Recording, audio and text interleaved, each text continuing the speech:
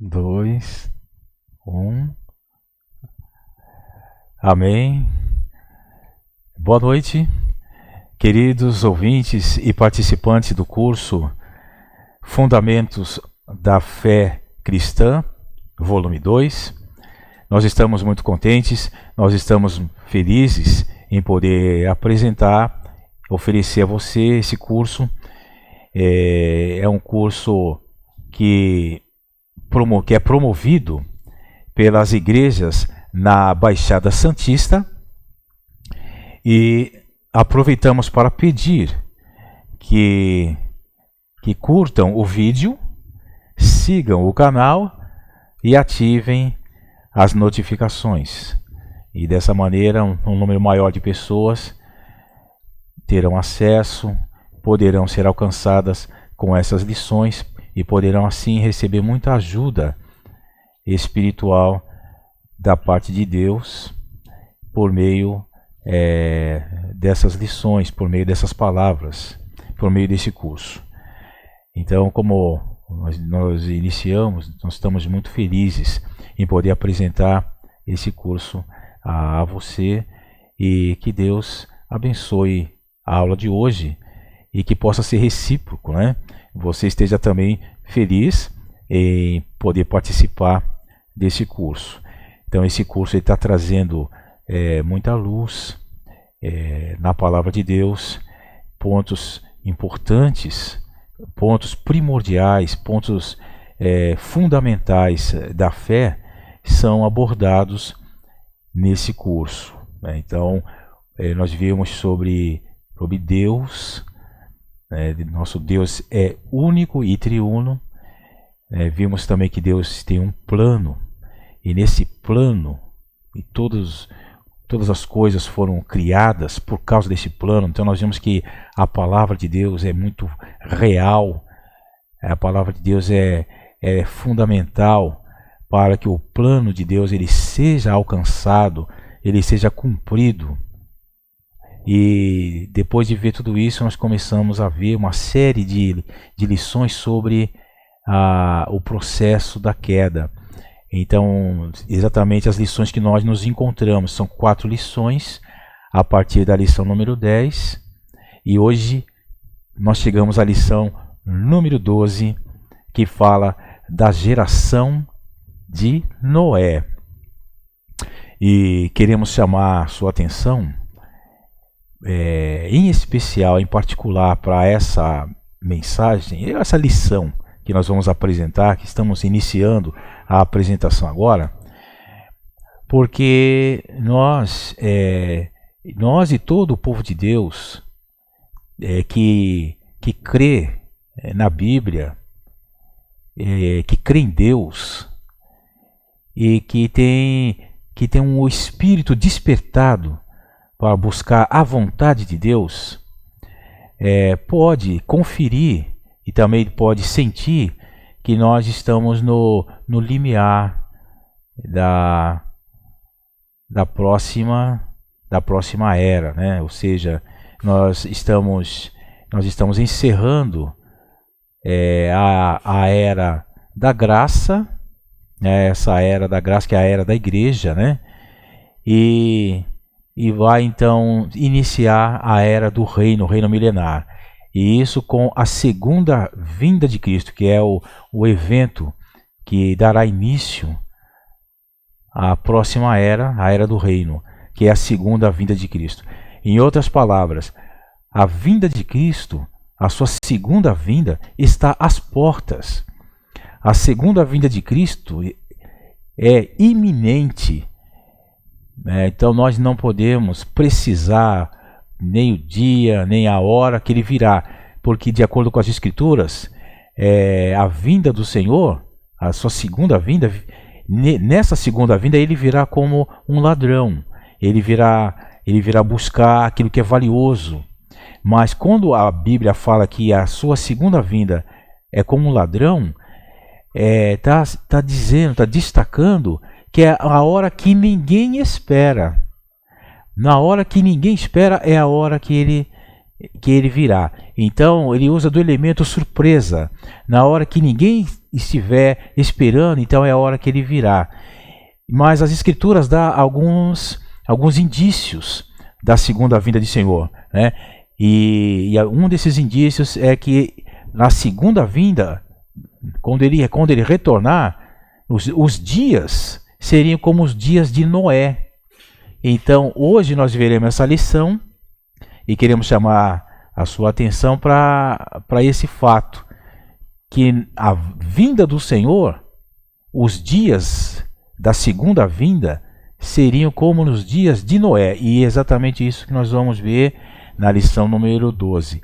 A geração de Noé, né? Como o que aconteceu nessa geração, né? A geração de Noé.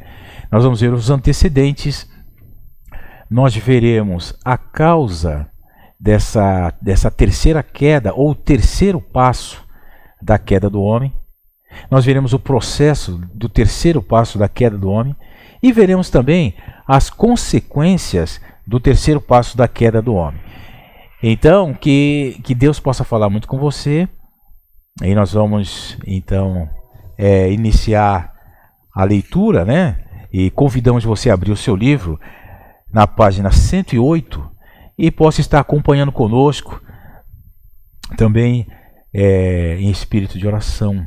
Que essas palavras são palavras espirituais, são palavras que nós consideramos por estar explicando a palavra de Deus, que é a Bíblia, são palavras de uma natureza celestial.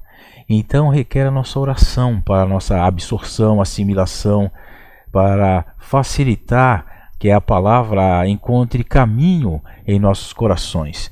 Então, que você possa estar em espírito de oração antes de iniciar a aula e também durante a aula, e você possa estar desfrutando dessa lição, né? Que Deus possa falar muito com você, né? E você seja então agraciado com mais esse ponto da fé cristã, né? Do fundamento da fé cristã. Então vamos iniciar, por favor. Na página 108, queira acompanhar conosco, vamos iniciar falando sobre os antecedentes da queda. Da mesma forma que Deus preparou um caminho para a salvação do homem na primeira queda, o sangue e as vestes do Cordeiro substituto, em Gênesis capítulo 13, versículo 21, e Apocalipse capítulo 13, versículo 8, na segunda queda, onde o homem se afunda ainda mais, o Senhor também preparou um caminho para a salvação. Então o Senhor preparou o caminho para a salvação na primeira e também preparou um caminho para a salvação na segunda. Nós vamos ver hoje, na aula 12, a terceira, mas estamos vendo os antecedentes, né? Aquilo que antecedeu a terceira queda do homem. Então houve um caminho para a salvação tanto na primeira como na segunda. No final de Gênesis capítulo 4, Adão e Eva tiveram outro filho, ao qual colocaram o nome de Sete, que significa substituto. Sete, quando gerou seu filho, colocou-lhe o nome de Enos, que significa fraco, frágil, mortal. O último versículo do capítulo 4 de Gênesis nos mostra o caminho para a salvação de Deus após a segunda queda. A Sete nasceu-lhe também um filho, ao qual pôs o nome de Enos. Daí se começou a invocar o nome do Senhor. Versículo 26. Nesse pano de fundo negativo, o homem percebeu sua fragilidade, sua fraqueza e passou a invocar o nome do Senhor. Aqui vemos a diferença entre esses dois grupos. Essas duas linhas que correrão por toda a Bíblia. Um grupo, o de Caim e seus descendentes, tem sua biografia contada no capítulo 4, ignorando suas vidas, pois não foram contadas diante de Deus, e mostrando apenas suas obras, e como criar uma cultura para o homem viver sem Deus. Já o outro grupo, o dos descendentes de Adão, tem sua biografia contada no capítulo 5. Eles escolheram viver uma vida com Deus e passaram a invocar o nome do Senhor. Gênesis capítulo 5 nos mostra a biografia desse grupo. E ao contrário do que acontece com os descendentes de Caim, não são suas obras que são contadas, mas sua vida. Isso mostra que o tempo de sua vida foi contado diante do Senhor, pois invocavam seu nome. Essa linha produziu homens que agradaram a Deus, como Enoque, que andou com Deus pela fé e foi trasladado. Gênesis capítulo 5, versículos de 21 a 24. E também Hebreus capítulo 11, versículo 5. Por fim, essa linha também produz Noé, o protagonista positivo no fundo negativo da terceira queda do homem, que encerra a biografia no capítulo 5. O invocar o nome do Senhor é um divisor de águas entre os que querem seguir com Deus. Então nós sempre vemos, que nós recebemos a explicação, vamos dizer assim, a explanação do conteúdo que tem na Bíblia, Gênesis 1 e 2, Gênesis 3, Gênesis 4, falando de Caim e Abel. Aí, final do capítulo 4, fala daqueles que invocam o nome do Senhor. Nós estamos vendo essas duas linhas, duas gerações, a geração de Caim e também a geração de Adão. Então a geração de Adão foi a geração positiva que invocava o nome do Senhor. Agora nós podemos ver que ao invocar o nome do Senhor prossegue até os dias atuais, praticamente 6.000 anos, e ainda há essa prática saudável, poderíamos dizer super saudável, mas graças ao Senhor, é uma palavra saudável, que é invocar, uma prática saudável, que é invocar o nome do Senhor. Cada vez que invocamos o Senhor, nós vamos ver o que acontece conosco, os servos de Deus, os filhos de Deus, aqueles que estão nesse grupo saudável, nesse grupo positivo, e que gerou Enoque, que gerou Noé, invocavam o nome do Senhor. E como hoje nós precisamos invocar o nome do Senhor, é uma prática saudável, é como a respiração, está invocando o nome do Senhor em todo o tempo. Aí vamos prosseguir, o invocar o nome do Senhor é um divisor de águas entre os que querem seguir com Deus e os que querem seguir o próprio caminho sem Deus. Essa prática encerra Gênesis 4, um capítulo negativo, onde a morte surge pela primeira vez e dá esperança ao homem. Para melhor entendimento desse assunto, verifique a lição 19 no volume 1 desta série. Vejamos alguns versículos que nos mostram a importância de invocar o nome do Senhor. Lamentações, capítulo 3, versículos 55 e 56. Da mais profunda cova, Senhor, invoquei o teu nome. Ouviste minha voz. Também Deuteronômio, capítulo 4, versículo 7. Pois que grande nação há que tenha deuses tão chegados a si como o Senhor nosso Deus, todas as vezes que o invocamos. Então nós temos nosso Deus chegado a nós todas as vezes que o invocamos. E que grande nação tem deuses tão chegados a si? Então nós somos a nação, o povo de Deus, os filhos de Deus, a família de Deus. Nós somos os cristãos e um povo, uma nação santa, que tem um Deus chegado todas as vezes que o invocamos. É maravilhoso, Também em Jeremias capítulo 29, versículo 12. Então me invocareis, passareis a orar a mim, e eu vos ouvirei. Em Jeremias 33, 3, diz: invoca-me e te responderei. Anunciar-te-ei coisas grandes e ocultas que não sabes. Também em Salmos, capítulo 116, versículos 3 a 4 e também versículo 13.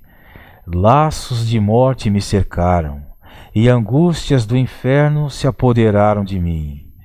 Caí em tribulação e tristeza. Então invoquei o nome do Senhor. Ó Senhor, livra-me a alma. E diz também: tomarei o cálice da salvação e invocarei o nome do Senhor. Então nós precisamos desfrutar essa prática, nós precisamos aprender essa prática e levar adiante essa prática. Ter experiências com essa prática em todo o tempo. Às vezes no momento mais difícil que nos encontramos, momentos difíceis que passamos, e é o momento que nós precisamos invocar o nome do Senhor. O invocar traz cura, libertação, traz o socorro. Nós temos o Deus chegado a nós, traz livramento. Invocar o nome do Senhor, até mesmo nós poderíamos ir em algum lugar, em algum ambiente em que isso não vai chocar as pessoas, isso não vai escandalizar as pessoas. Pode ser um lugar como numa praia, num lugar assim que não tenha tanto movimento de pessoas.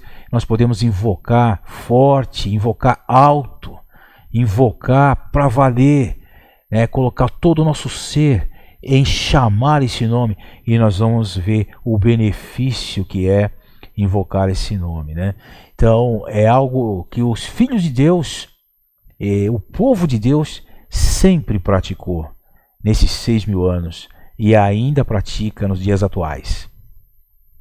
Um servo de Deus, muito conceituado, disse certa vez: se todos os filhos de Deus invocasse esse nome no mesmo tempo, instante, no mesmo momento, Satanás na hora seria lançado para o lago de fogo e o Senhor poderia voltar. Isso é a força do invocar o nome do Senhor. Então é algo que nós precisamos experimentar. Esses são apenas alguns versículos que falam do invocar. Veja que nas situações mais negativas, o invocar o nome do Senhor aparece. Ele não só nos aproxima de Deus, mas nos salva de toda e qualquer situação, por pior que seja. Foi isso que os descendentes de Adão experimentaram quando começaram essa prática no fim de Gênesis 4, e esse é o caminho da salvação para o homem na segunda queda. Então nós vemos isso, o caminho da salvação. Na primeira, foi um cordeiro, que foi utilizado. Aí o Senhor fez vestes de peles de animal, e aí então houve um sacrifício de um animal, um cordeiro, e o sangue foi derramado. Esse era o caminho na primeira queda. E o caminho na segunda queda foi o invocar o nome do Senhor. Agora vamos ver a causa da queda, e que o Senhor continue falando conosco. Muito bom. A causa da queda. Na primeira queda, Satanás estava fora do homem, tentando a que desobedecesse a palavra de Deus. Agora a página 110. O resultado dessa queda foi que o pecado, a natureza satânica, passou a habitar na carne do homem. Na segunda queda, portanto, Satanás já estava dentro do homem, induzindo, por meio do pecado, mais uma vez a desobedecer a palavra de Deus. A consequência, além do primeiro assassinato, foi a separação da humanidade em dois grupos, um que seguiu o seu próprio caminho, sem Deus, e o outro que reconhecia sua fragilidade e permanecia com Deus, invocando o nome do Senhor. Agora, na terceira queda, Satanás dá mais um passo e avança para gerar uma raça humana misturada com os anjos caídos. Essa é a causa da terceira queda, que Satanás deu esse passo. Ele deu um passo para gerar uma raça, a raça humana, misturada com os anjos caídos. Vejam a seriedade dessa situação e o que houve na geração de Noé. conforme vemos em Gênesis capítulo 6, versículos 1 a 7, como se foram multiplicando os homens na terra. E lhes nasceram filhas, vendo os filhos de Deus, que as filhas dos homens eram formosas, tomaram para si mulheres, as que entre todas mais lhes agradaram. Então disse o Senhor: o meu espírito não agirá para sempre no homem, pois este é carnal, e os seus dias serão 120 anos. Ora, naquele tempo havia gigantes na terra, e também depois, quando os filhos de Deus, vamos observar bem essa palavra, né, possuíram as filhas dos homens, as quais lhes deram filhos. Estes foram valentes, varões de renome na antiguidade. Viu o Senhor que a maldade do homem se havia multiplicado na terra, e que era continuamente mau todo o desígnio do seu coração. Então se arrependeu o Senhor de ter feito o homem na terra, e isso lhe pesou no coração. Disse o Senhor: farei desaparecer da face da terra o homem que criei, o homem e o animal, os répteis e as aves dos céus, porque me arrependo de os haver feito. Aqui, nesse trecho, há diferentes interpretações de quem são os filhos de Deus. Alguns afirmam que eram os descendentes de Sete, filho de Adão, de quem surgiu uma raça piedosa que temia a Deus. Outros interpretam que eram os anjos caídos, que seguiram Satanás em sua rebelião. Jó capítulo 1, versículo 6 e capítulo 2, versículo 1. Cremos que esta segunda interpretação seja a correta. Afinal, a união entre os descendentes de Adão, que temiam a Deus, e os que não temiam a Deus, não geraria uma raça de gigantes. Vamos ler esse versículo de Jó, capítulo 1, versículo 6, para nós compreendermos melhor, porque há essas duas linhas de interpretação, e nós adotamos a segunda linha, que fala que esses filhos de Deus estão se referindo aos anjos caídos que seguiram Satanás em sua rebelião. Jó capítulo 1, versículo 6. Num dia em que os filhos de Deus vieram apresentar-se perante o Senhor, veio também Satanás entre eles. E também o capítulo 2, versículo 1.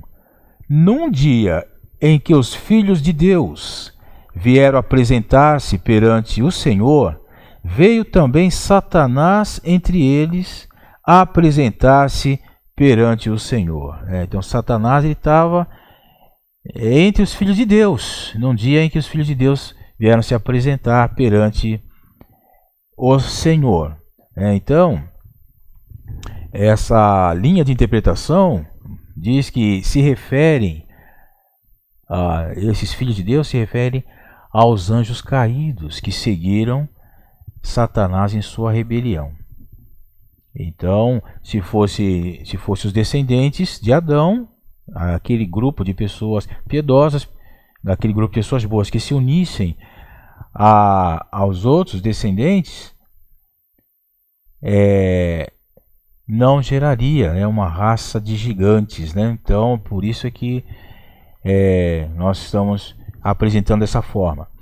Em Apocalipse capítulo 12, versículo 4, os anjos caídos são a terça parte das estrelas do céu.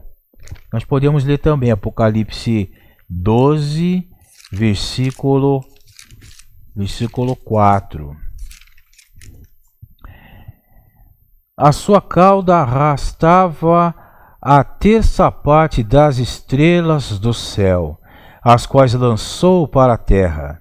E o dragão se deteve em frente da mulher que estava para dar à luz a fim de lhe devorar o filho quando nascesse. Então, em Apocalipse 12:4, os anjos caídos são a terça parte das estrelas do céu que o dragão arrastou com sua cauda. Na época de Noé, eles tomaram para si as filhas dos homens, unindo-se num casamento ilegal. São os que não guardaram seu próprio principado, como mostra a Epístola de Judas, versículo 6. Que a Epístola de Judas só tem um capítulo, né? Então, aqui fala que é o versículo 6 da Epístola de Judas. Nós podemos ler também, localizar. A Epístola de Judas está depois da terceira Epístola de João. Diz assim: e a anjos, os que não guardaram o seu estado original, mas abandonaram o seu próprio domicílio, ele tem guardado sob trevas, em algemas eternas, para o juízo do grande dia. Então são os que não guardaram o seu próprio principado, como mostra Judas, versículo 6. De acordo com Efésios 2:2 e 6:12, o principado dos anjos, ou seja, seu domínio, são os ares. Esses anjos deixaram seu domínio e se uniram às filhas dos homens. Eles não fizeram isso simplesmente por terem gostado delas. Antes, o plano de Satanás era poluir ainda mais o homem que havia criado. Na época da terceira queda, a raça humana não era mais pura. Tornou-se uma mistura da natureza humana com seres angelicais. Essa união ilegal produziu os nefilins, os, entre aspas, valentes varões de renome na antiguidade. Em Gênesis capítulo 6, versículo 4. Vejam a seriedade dessa questão que ocorreu, desse fato que ocorreu nessa época de Noé, na geração de Noé. Mas prosseguindo, quando os israelitas entraram na terra de Canaã, Deus deu ordens para destruir todos os povos cananeus. Isso aconteceu porque novamente havia mistura naquela terra, como vemos em Números capítulo 13, versículo 33. Também vimos ali gigantes. Os filhos de Anak são descendentes de gigantes. A palavra gigantes, em Gênesis 6:4 e em Números 13:33, em hebraico é nefilins, que por sua vez significa os caídos, indicando a mistura da raça humana com os anjos caídos. De acordo com a Bíblia, os nefilins eram homens de grande estatura, conforme Números capítulo 13, versículo 32. Foram eles que amedrontaram os homens enviados por Moisés para espiar a terra de Canaã. Além da mistura dos anjos caídos com a raça humana, na terceira queda, o homem havia se tornado extremamente carnal. Gênesis capítulo 6, versículo 3. Nós podemos também conferir com a leitura da palavra de Deus. Em Gênesis 6, versículo 3, então disse o Senhor: o meu espírito não agirá para sempre no homem, pois este é carnal, e os seus dias serão 120 anos. O Senhor disse que o homem era carnal, o homem havia se tornado extremamente carnal. O resultado de ter abandonado a presença de Deus foi que o homem abusou do pecado e tornou-se carnal. A diferença entre ser pecador e ser carnal. No capítulo 7, versículos de 18 ao 20 de Romanos, vemos um pecador lutando contra o pecado. Eu sei que em mim, isto é, na minha carne, não habita bem nenhum, pois o querer o bem está em mim, não, porém, o efetuá-lo. Porque não faço o bem que prefiro, mas o mal que não quero, esse faço.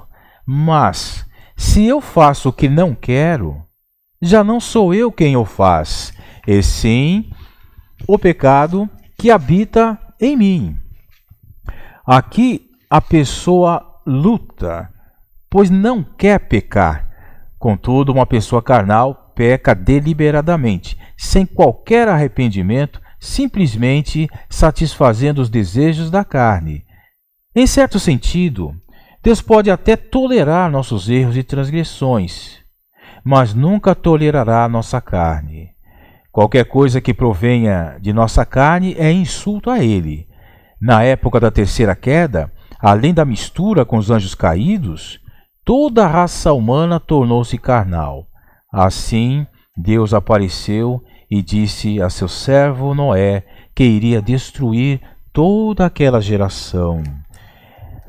Ó Senhor Jesus, por isso é que é importante nós estarmos a invocar o nome do Senhor e fazer parte desse grupo que serve a Deus, o grupo que segue a Deus, o grupo que pertence a Deus, para que Deus possa estar nos libertando da condição, da condição da queda, do pecado que habita na carne, que aflige os cristãos até hoje. E nós vemos que fomos resgatados por Deus, fomos salvos por Deus, cremos no Senhor Jesus, fomos lavados no sangue do Senhor, no sangue do Cordeiro, fomos regenerados com a vida divina, recebendo pela fé o Espírito do Senhor Jesus e a vida divina em nosso espírito, mas vemos que ainda estamos a caminho do reino, da glorificação, e enquanto estamos a caminho, nós estamos no processo de transformação, e nós lutamos, vivemos afligidos, porque em nossa carne ainda há o pecado, por isso precisamos estar sempre alertas, vigilantes, atentos e sempre exercitando o nosso espírito e invocando o nome dele. Louvado seja o nome do Senhor. Vejamos agora o processo da queda. O primeiro passo é na página 112, a primeira coluna. O primeiro passo no processo da terceira queda foi a satisfação das concupiscências da carne. Na primeira queda, o homem foi enganado e desobedeceu a Deus. No entanto, arrependeu-se e ainda continuou na presença do Senhor. Na segunda, o homem não foi enganado, antes seguiu a própria vontade e apartou-se da presença de Deus, criando uma civilização sem Deus. A partir do momento em que começamos a viver sem Deus, satisfazendo todas as nossas vontades, tornamo-nos carnais. Quando uma pessoa se torna carne, não tem escolha a não ser satisfazer as concupiscências da carne. A consequência disso é o homem ter se tornado maligno e corrupto ao máximo. Em Gênesis capítulo 6, versículos do 11 ao 13, lemos: A terra estava corrompida à vista de Deus e cheia de violência. Viu Deus a terra, e eis que estava corrompida, porque todo ser vivente havia corrompido o seu caminho na terra. Então disse Deus a Noé: Resolvi dar cabo de toda a carne, porque a terra está cheia de violência dos homens. Eis que os farei perecer juntamente com a terra.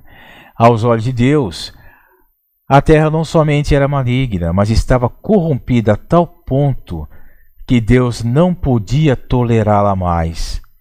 Foi quando a humanidade chegou a essa condição carnal que os anjos caídos aproveitaram para colocar o plano de Satanás em ação e causar mistura na raça humana. Os anjos caídos sabiam que o homem, que havia se tornado extremamente carnal e escravo das concupiscências da carne, não rejeitaria mais essa degradação. Passo a passo, queda após queda, a humanidade foi se afundando cada vez mais, Então esse foi o processo da queda, né? Vejamos agora as consequências da queda. A primeira consequência da terceira queda foi a retirada do Espírito Santo, o que significa que Deus havia abandonado o homem naquela situação. A melhor tradução para o verbo agir, no versículo 3 de Gênesis 6, é contender, lutar, esforçar-se, né? Quando diz em Gênesis 6:3, então disse o Senhor, o meu espírito não agirá para sempre no homem. Então essa palavra agir, ela tem a melhor tradução, que é contender, lutar, esforçar-se. Isso mostra que até aquela época, até o homem ter se tornado carnal, o Espírito de Deus ainda se esforçava e lutava para que ele se voltasse ao caminho da salvação preparado por Deus. Não pense que Abel ou todos aqueles mencionados no capítulo 5 escolheram por si só seguir o caminho da salvação de Deus. Nem tampouco Enoque, por ele mesmo, escolheu andar com Deus. Ou ainda Noé, que era justo e íntegro entre seus contemporâneos e andava com Deus. Gênesis 6, de 8 a 9. Gênesis 6, de 8 a 9. Todos eles foram ajudados pelo Espírito de Deus. Quando vemos esse versículo, entendemos como tais pessoas puderam permanecer na presença do Senhor, andando com Deus. Então o Espírito, até aquela época, ainda insistia para que o homem retornasse ao caminho da salvação. Por isso é que nós podemos ver Abel, podemos ver Enoque e podemos ver Noé. Porque o Espírito estava agindo, o Espírito estava se movendo no homem, fazendo voltar ao caminho da salvação. E então vemos, né? Agora, contudo, Deus resolveu que seu Espírito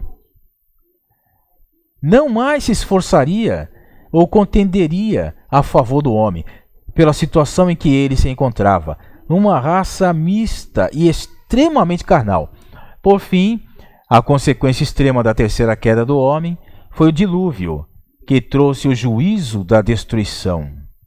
Em Gênesis 6, 17, também 7, 10 a 12, nós podemos ver. Gênesis 6, 17. Porque estou para derramar águas em dilúvio sobre a terra, para consumir toda a carne em que há fôlego de vida, debaixo dos céus. Tudo que há na terra perecerá. E também capítulo 7, 10 a 12. E aconteceu que depois de 7 dias vieram sobre a terra as águas do dilúvio. No ano 600 da vida de Noé, aos 17 dias do segundo mês, nesse dia romperam-se todas as fontes do grande abismo, e as comportas dos céus se abriram, e houve copiosa chuva sobre a terra durante 40 dias e 40 noites. A Bíblia, isso foi para limpar a raça humana da mistura e do comportamento carnal. A Bíblia nos mostra que no meio dessa geração misturada e carnal, havia um homem da linha dos que andavam na presença do Senhor, chamado Noé, cujo significado é consolo ou descanso. Em Gênesis 6, 8 a 9 e 13 a 22 diz: porém, Noé achou graça diante do Senhor. Eis a história de Noé. Noé era homem justo e íntegro entre os seus contemporâneos. Noé andava com Deus. Disse Deus a Noé: resolvi dar cabo de toda a carne, porque a terra está cheia da violência dos homens. Eis que os farei perecer juntamente com a terra. Faze uma arca de tábuas de cipreste. Nela farás compartimentos e a calafetarás com betume por dentro e por fora. Deste modo a farás. De 300 côvados será o comprimento, de 50 a largura e a altura de 30. Farás ao seu redor uma abertura de 1 côvado de altura. A porta da arca colocarás lateralmente. Farás pavimentos na arca, um embaixo, um segundo e um terceiro, porque estou para derramar águas em dilúvio sobre a terra, para consumir toda a carne em que há fôlego de vida debaixo dos céus. Tudo o que há na terra perecerá. Contigo, porém, estabelecerei a minha aliança. Entrarás na arca, tu e teus filhos, e tua mulher, e as mulheres de teus filhos. De tudo que vive, de toda a carne, 2 de cada espécie, macho e fêmea, farás entrar na arca, para os conservares vivos contigo. Das aves, segundo as suas espécies, do gado, segundo as suas espécies, de todo o réptil da terra, segundo as suas espécies, 2 de cada espécie virão a ti, para os conservares em vida. Leva contigo de tudo o que se come, ajunta-o contigo, ser-te-á para alimento, a ti e a eles. Assim fez Noé, consoante a tudo o que Deus lhe ordenara. Então nós vemos assim um esforço tão grande de Satanás por fazer com que o homem desobedecesse a palavra de Deus, tanto no primeiro passo da queda, como no segundo passo da queda. E Deus encontrou um homem que ouvia a voz de Deus, andava com Deus e obedecia à palavra de Deus.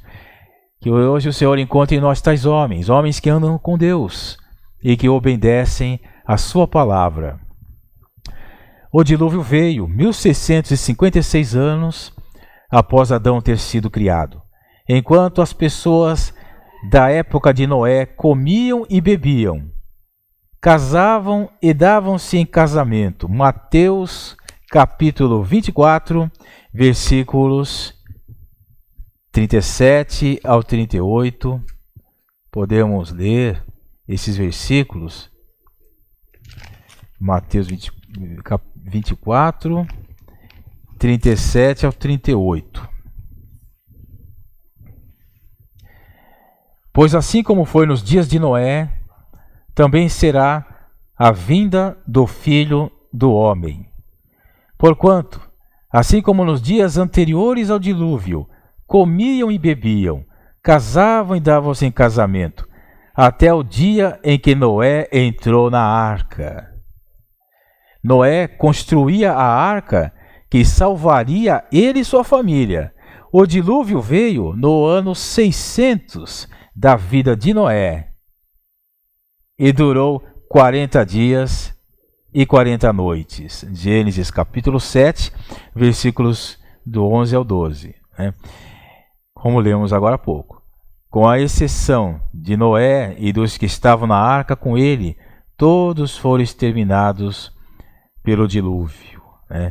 Então, nós vemos que o Senhor precisou exercer esse juízo porque a raça humana havia caído a tal ponto, havia se misturado com os anjos caídos, e Deus precisou então fazer isso para purificar a raça humana. Mas o Senhor sempre tem a esperança no homem. O Senhor não desistiu do homem, o Senhor não desiste do homem, o Senhor não desiste de você, o Senhor não desiste de mim, de nós.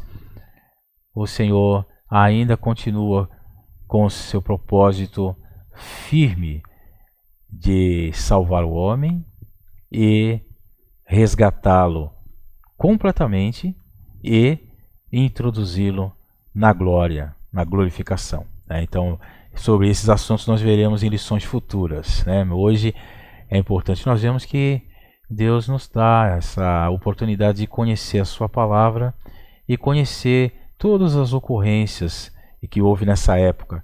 E dessa forma nós compreendemos melhor a palavra de Deus e o coração do nosso Deus. Então, com isso nós encerramos a lição 12 desse livro, Fundamentos da Fé Cristã. Então, nós desejamos que você faça uma boa revisão. Encorajamos também a participar da sala de comunhão.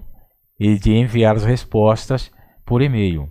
E que tudo isso vai contribuir muito para o seu crescimento, o seu desenvolvimento, né, e fundamentar a fé e assim prosseguir com a vontade de Deus até a volta do Senhor. Tá bom? Então, fique com Deus, uma ótima noite e até a próxima lição.